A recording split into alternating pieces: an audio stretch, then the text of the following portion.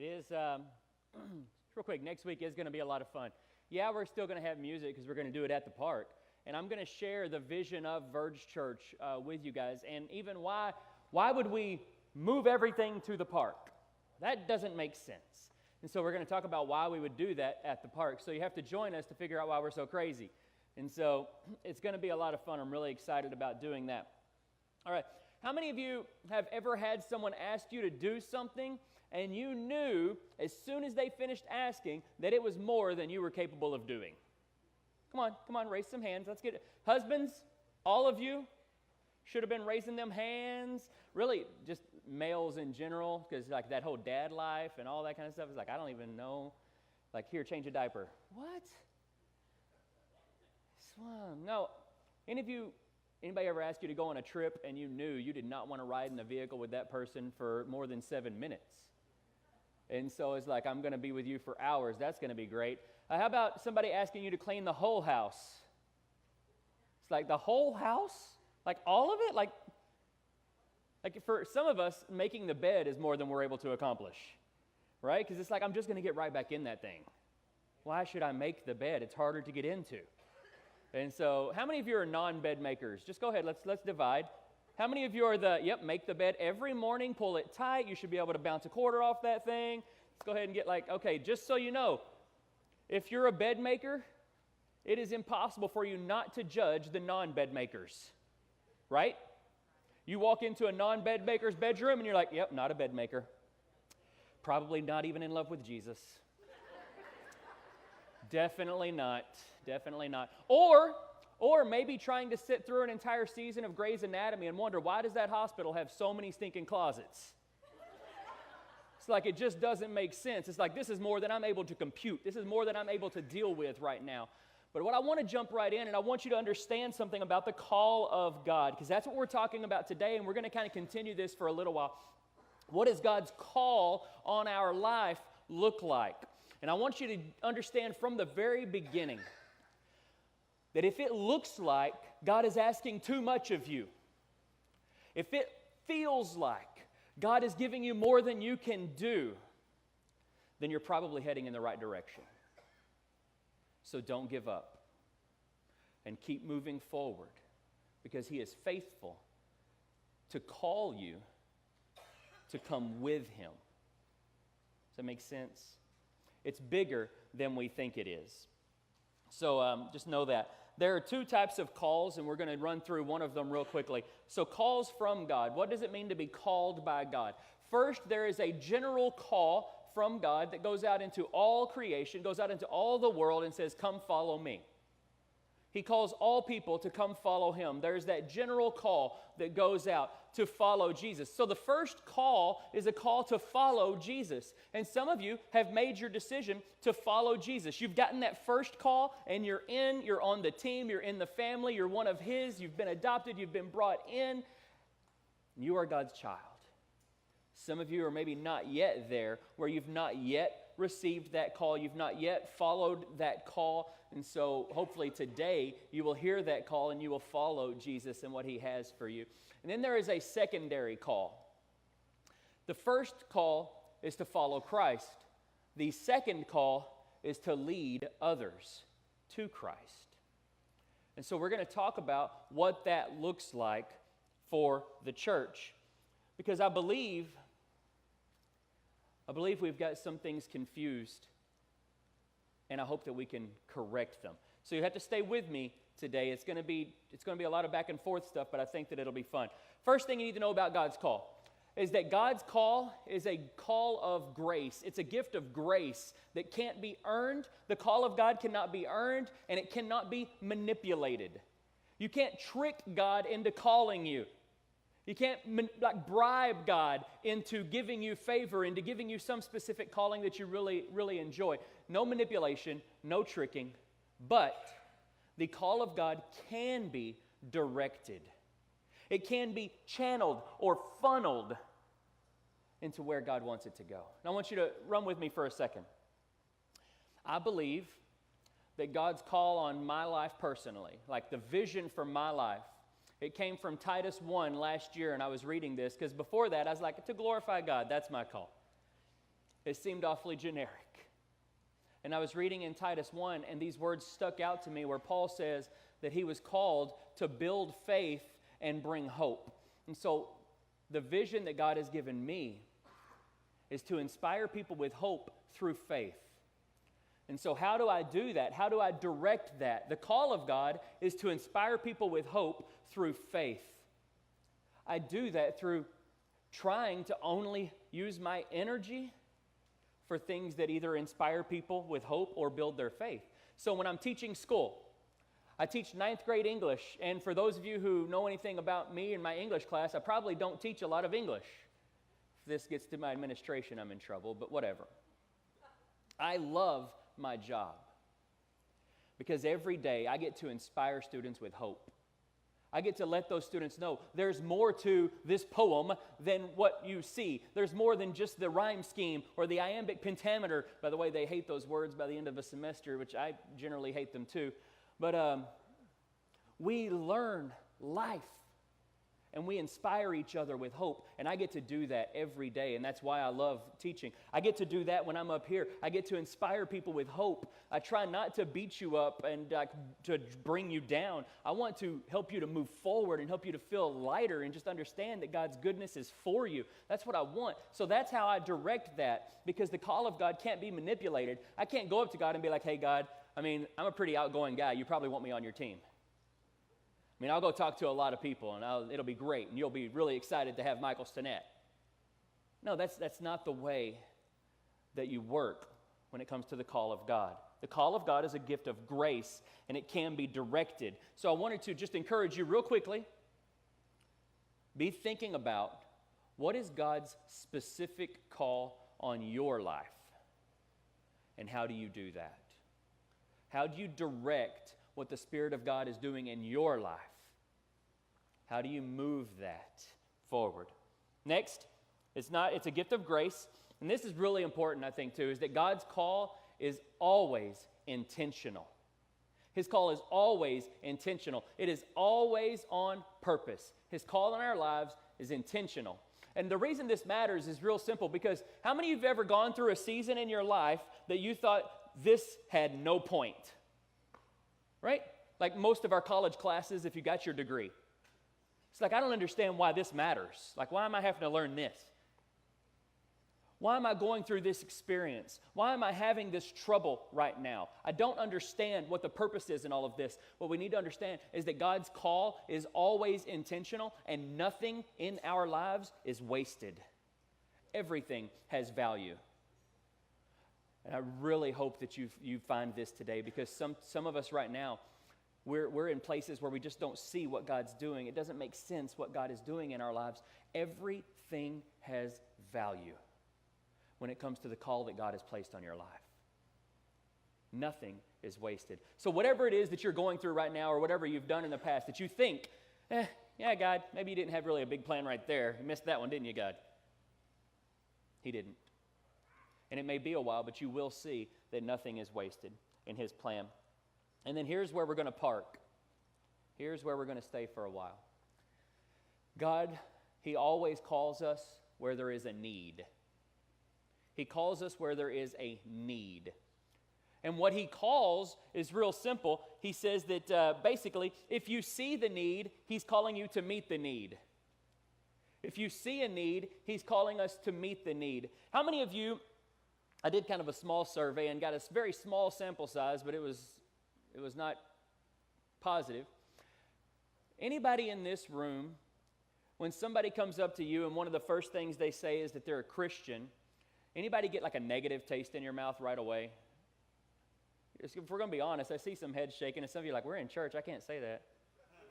I can't. How many of you hear a politician and they come across and one of the things they want you to understand is that they're Christian, they're church going, they're religious or whatever? I mean, is that like leave anybody like, well, I'm not voting for you?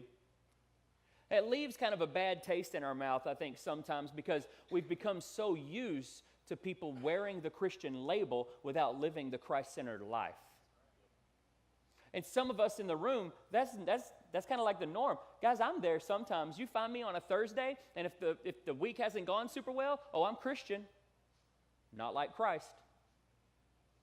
And what happens is that becomes the idea that people have of the church. People have this concept of Christians, that they're mean people. You know any mean people that are Christian? Some of you are like, I'm sitting by them. Most judgmental person I know right here. It's really, really easy for us to be mean, to be self-centered, to be focused on ourselves, and we can point out the flaws in other people when we become like that. And that has happened to the Christian. And here's what I think is the call for us as a church, and I'm really excited about getting to share this, is what if God's call for us as Verge Church is to redirect the vision that God has given and redirect people's perception of church? What if we could be that? What if we could be the ones who changed what people thought of when they thought of Christian, when they thought of church? What if we could be the ones who would lead that out? Because here it is, okay? Let's jump into Isaiah 1. And we're going to go 1 verses 21 through 23. And I just need you to understand right away, this is not positive. What God is writing in Isaiah chapter 1 verses, really just Isaiah 1 through 5, it's not good. He's talking to the people of God, and he's telling Isaiah, this is how bad the people of God are. The people of God in the Old Testament, it's Israel, it's the Jews. But today, a modern equivalent of that would be the church. We are the people of God. So I want you to see this, because if you don't know much about the Old Testament, here's just kind of a real brief. God calls people to follow him. They would rebel, they would return. They would rebel, they would return. They would rebel, they would rebel, and then they would return. And then they rebelled, they were exiled, and God sends Jesus. And we have returned. And so I want you to see this in Isaiah 1. We're going to start in verse 21. He says, the faithful town. Just stop right there. Faithful. Faithful is a positive word, yes? How many of you want to be faithful? You want to be found faithful? I want to be faithful. I want to be a faithful husband first. I want to be a faithful dad. I want to be a faithful preacher. I want to be a faithful teacher. I want to be a faithful driver. I want to be a faithful Yankees fan. I want to be a faithful 49ers fan, but this year's going to be tough. I want to be faithful. The faithful town. If you stopped right there, you'd be like, all right, that's good. Check out the next line. What an adulteress she has become. Well, that went downhill fast. That really escalated. Okay? Tracy walks into the house later on today and I'm like, babe, you are so faithful. And then the next day she comes in and like, you're an adulteress. Not good. That goes downhill. That doesn't work. That is not positive. And there's a reason. It's called juxtaposition. God has purposely placed a word like faithful and a word like adulteress in the same sentence so that we can understand the power of that contrast. The faithful town, the town that I had called to come out and be my own, they're now adulterers. They're not faithful. She was once full of justice. Righteousness once dwelt in her. You sense the power of the past tense right there? She was once full of justice. Now she's not. She was once righteous. Now she's not. But now, murderers dwell in her. Your silver has become dross to be discarded. And I know that's like weird, like silver. I don't really got a lot of silver. But just imagine your wealth becoming trash. And check out this next one. This is the Christian Standard Bible translation. The Holman Christian translation have this too. Most of the other translations say wine. But your beer is diluted with water. I'm not a beer drinker. But if I were a beer drinker, I don't think I would like it with a lot of water in it. I think it would be like going to get a Dr. Pepper and getting Diet Coke. I would want to throw something at somebody. This ain't right. You should not be, you shouldn't do that. Any of you ever go to get your soda and the fountain spews out that white sparkly stuff and you're like, what is this? And some people choose to drink that. That's not right. 23. It is. Your rulers are rebels friends of thieves. They all love graft and chase after bribes. They do not defend the rights of the fatherless, and the widow's case never comes before them. And so why talk about all of these negative things? Oh my goodness, because this is the description of what was once a faithful people, but is now a not faithful people. And so often in the church, what we hear from the church, we hear from guys like me, is we stand up and we talk about, this is the United States. We have fallen from the grace of God. Guys, this is not the United States. This is the church. This is the people of God. It's not about a country. It's about a people. And God has called us out to be His people. But sometimes it is so easy for us to lose focus on Jesus and who He is and lose focus on people and their need for God. And we become so focused on ourselves that we become unfaithful. We lose sight of the mission to change the world with the love of God and loving people. And when we lose sight of that, we become an unfaithful town. But what happens is, so often, we see the need, but we ignore the need, and then we complain about the need. Like we complain that the church isn't doing these things, but we don't do those things. So one of the things I would like for my life personally, and I would love for you to join me in this, is I no longer want to complain about what the church isn't doing if I'm not doing it. Because I am part of the church, and so are you. And so if God's call on the church is to do this thing, let's do that thing. Let's be faithful to what He has called us to do. And so we've got to talk about that. And I think maybe some of us are missing some joy in following God because we're ignoring His call to be those world changers, those difference makers. And so there are a few things about the call of God that I want us to also talk about personally.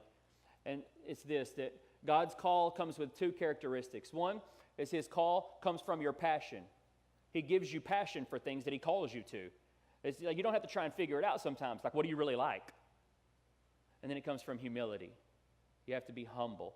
So let's talk about those things a little bit. Let's use some scripture to do it. First, what are you really passionate about? Man, it's really trendy right now, and I think that it's a good thing for people to be passionate about social justice and human rights. Like, that's positive. We should be about those things, okay? We should want to end child trafficking and sex trafficking. We should want that over with. The church should rise up and scream against that, but we should not just scream against it. We should fight against it with everything that we have. We should be pouring money into that. We should be pouring energy into that because we care about that. We want to end those things. We're passionate about them. Some people are passionate about homelessness. Some people are passionate about people who are separated from God, and so they want to go on mission to do that. Some people are passionate about stopping Cardi B. Some people are passionate about poverty and ending poverty. Some people are passionate about money, and then we're like, money, you shouldn't be passionate about money. No, if you're passionate about money, you should teach others and lead others in spending it properly. Being passionate about money is not sinful. It's how you manage that passion. That becomes where we sin, right? And so what are you passionate about? Are you passionate about putting an end to fast food? Are you passionate about writing? Are you passionate about music? Are you passionate about art? You know what? You can even be passionate about social media and be all right if you manage your passions for the glory of God. You can be passionate about almost anything that you want.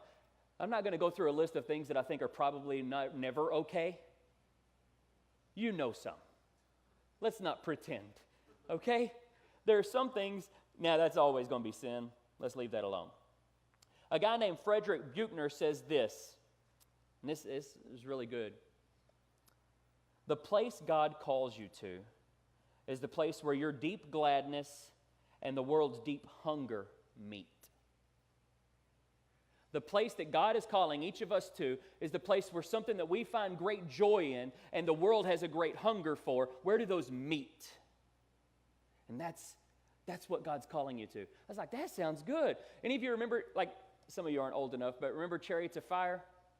You guys notice, some of you know the song, and right now it's in your head, and you're like, thanks a lot, preacher. Eric Liddell, he's a runner in that movie. He's an Olympic athlete. And here's what he said. His sister and everybody else is always asking him, why do you run? Why do you run? Why do you run? He says, because when I run, I feel God's pleasure. I don't, but I'm glad He does. We all need some runners. When I run, I feel the sun's heat, and I feel back pain. But he feels God's pleasure. And what I thought was really neat about that is God had called him to be a runner. He loved running. What do you love that God might want to use to push you forward? Some of you love barbecue. I love barbecue. Don't pretend that your neighbors won't come around for a good barbecue. What are you passionate about? People will come to you if you're passionate about something. See, because the intersection of your joy and the world's need is God's calling. I think we've made it too hard. As the church, we've just said, well, you've got to have these things, read this book, go through this class, and you've got to do this, and if you're not this blood type, you can't get there. Just what brings you great joy, and how does that meet a need in the world? What if that's God's calling for you? What if that's all that he wants for you to use that? So a couple of things. How do you hear God's call? We will not hear God's call if we don't listen with humility. If we try to force feed God, this is what I'm doing, and this is where I'll be called. That doesn't work. You listen with humility. Isaiah 6, verse 5 says this. Let's get there. Some of you know this story, then you know this verse. Okay, the king dies, and Isaiah goes into the temple to worship God, and he walks in, and the glory of God is in the temple. Like God is in the building. And God's robe is flowing all throughout the building, and that would just be a cool thing to see. And then he sees some angels flying around, and they got lots of wings, and they're covering their face, they're covering their feet, they're just doing all this stuff. And he walks in, and he says, this is verse 5, "Woe is me. Woe is me." And I left part out there. It says, "Woe is me, for I am ruined." Which, in the original, that word ruined right there, it means I am unable to speak. I am at a loss. Whoa. Tracy and I love going to weddings and watching the groom whenever they open those doors, or whenever that girl comes down the stairs, or whatever it is, because the groom, man, he is just standing there, and he kind of looking like he a nervous dork up there, man. You know, and he just thought like, oh, me. But when they open them doors, it just got real. It's fun, like everybody everywhere. And I know some of you ladies, okay, you're going to get all like camera police on folks, but take your camera out at that moment and just grab his face. Okay? I'm just telling you, it's worth it. And then you use that as bribery later. Remind him, this is how you felt on that day. It's just fun to watch. He's silent. All he can do is smile. And with Isaiah here, it's woe is me. I am undone. I'm unable to speak. I'm unable to move. I see the glory of God, and I am not there. And then he says this, I am a man of unclean lips. I can't speak because dirt comes out. I have nothing to say because I'm in the presence of God, and he is so good that I can't communicate it.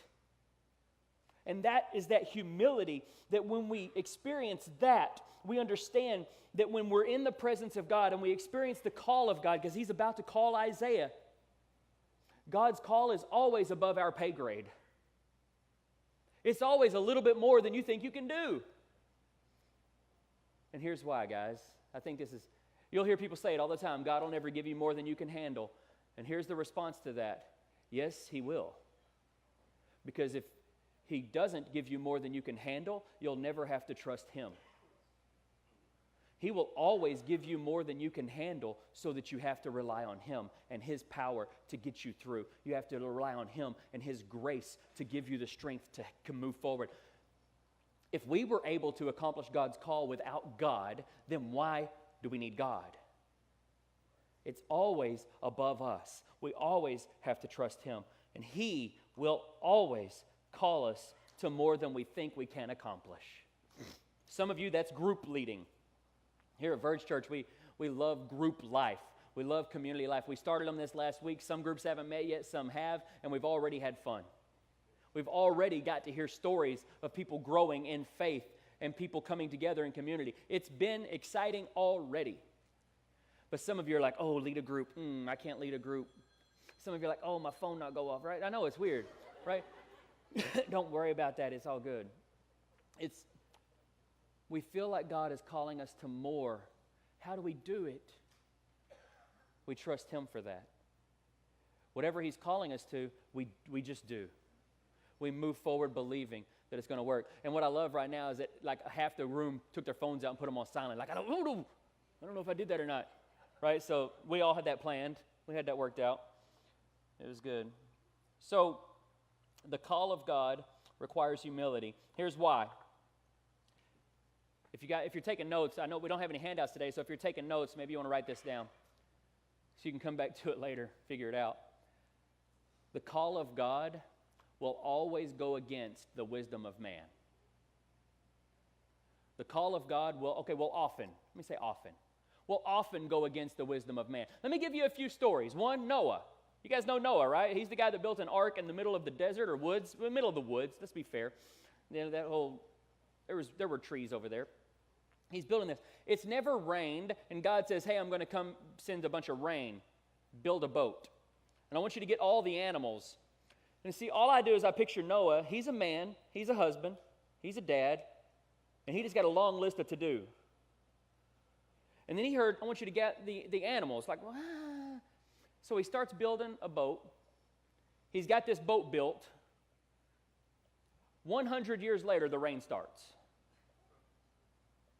That's a long time to have a boat up in your yard.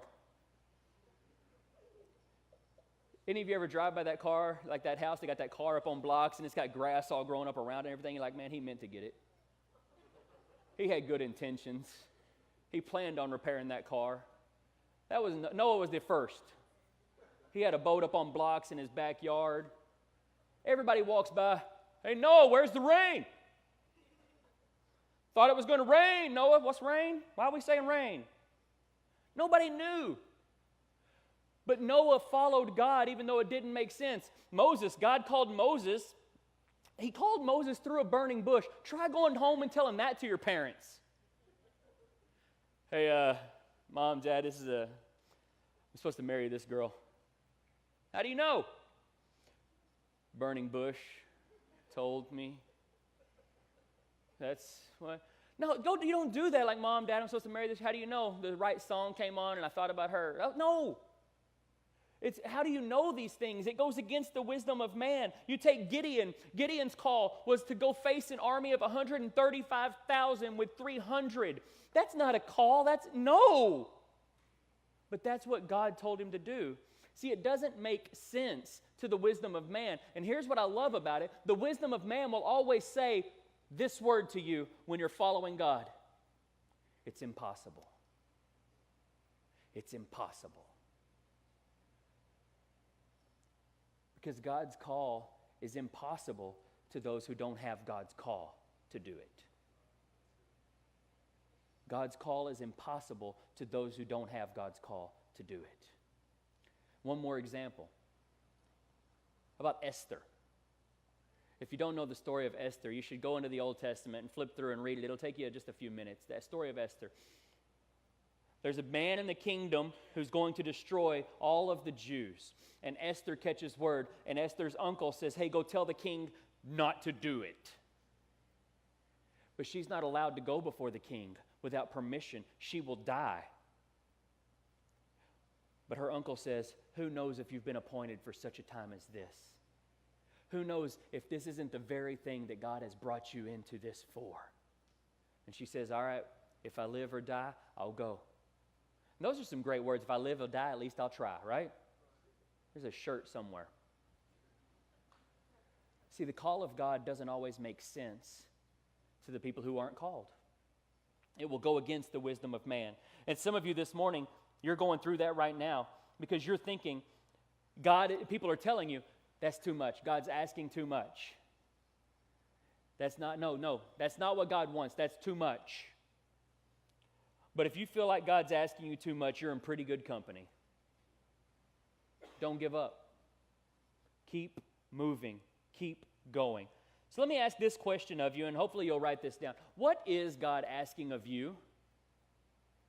We're not quite done yet, but I just wanted to stop and be like, hey, what's God asking you? Like, what's the call of God on your life? I know we think about it like, God, what do you want from me? What's your purpose for my life? What is it specifically for you that God has? Is it connected to the job that you currently have? Is it connected to the place where you currently live? What's the call of God for you personally? Because look, if you're going to answer the call of God, you do it with humility, and then just know this, that God's favor will always be with the humble. And so once you've identified what it is, if you'll identify that and be like, all right, God, I need you.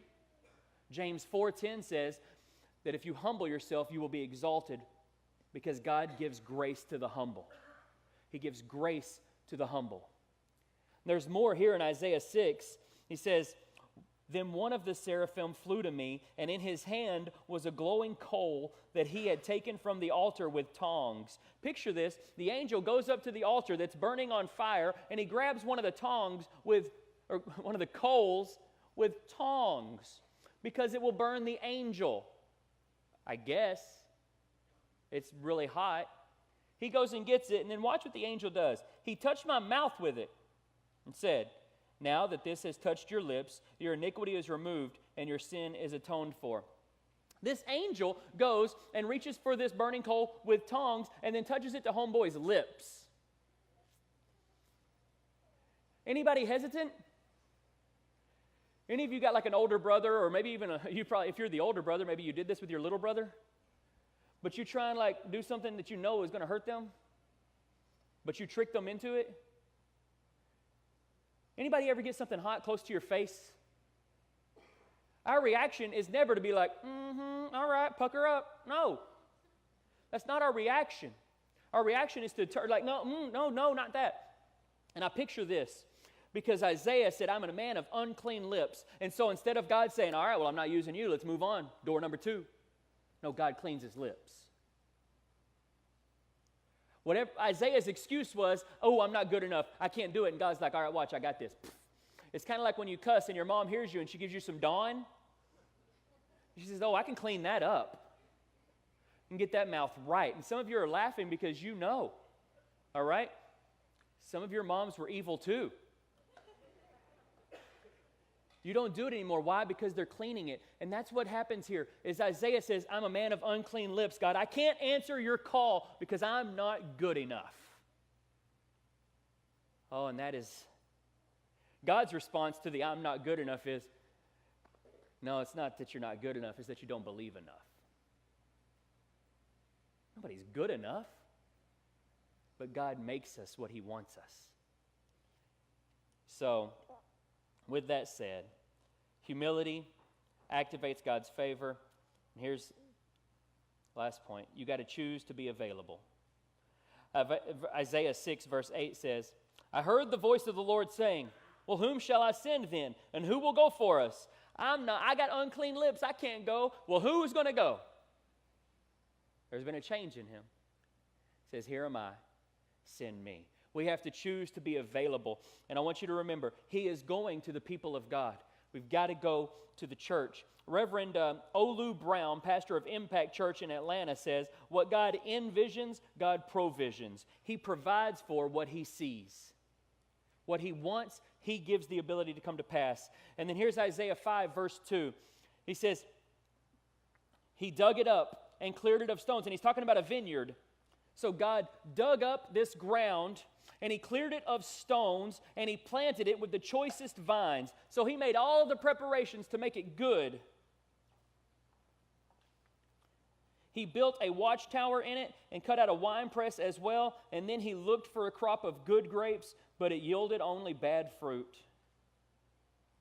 God did everything necessary to create a great crop, to create a great product, for it to move forward in grace, and for people to look at it and be like, wow, that's God's vineyard.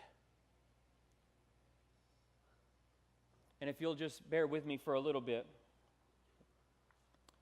in Jesus Christ, God has prepared a vineyard. And he has given us the ability, by the Spirit's power, to bear good fruit. that the world might see the goodness of God. But some of us are throwing around some bad grapes. Some of us are throwing around some bad fruit. Some of us have got to help change the perception that people have of church. When you invite somebody to church, I don't want them to feel like it's a place they can't go because they'll be judged. When you say Christian, I don't want people's first response to be judgmental.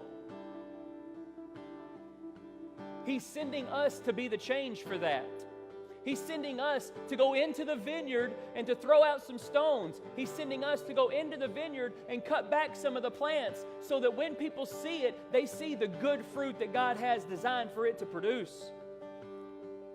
So let's grab some shears and let's get started on us first. I think it's time for the church to hear the words of Jesus and say, I'm not going to worry about the splinter in your eye until I get the log out of mine. It's time for us to rise up and to love people with the grace of God. And instead of telling people how bad they are, we can show people how good God is and let Him show them the rest. So here's the call. Will you go? Will you join us in reshaping what people think of when they think of Christianity? Will you be the junior higher? Will you be the high schooler? Will you be the person at work? Will you be the mom or the dad, the grandma or the grandpa? Will you be that person who will help reshape what people think of when they think of Christianity? What will God do if you say yes? So let's answer the call of God this morning and believe. We're going to sing this song, No Other Name. Jesus is our hope for this whole thing. No other name brings people life. No other name brings people the hope of salvation from sin. No other name gives people what Jesus gives people. And we all have the power through Christ by the Spirit to offer that hope. So let's stand together and let's sing this song together. And let's believe there is no other name that is the hope of the world.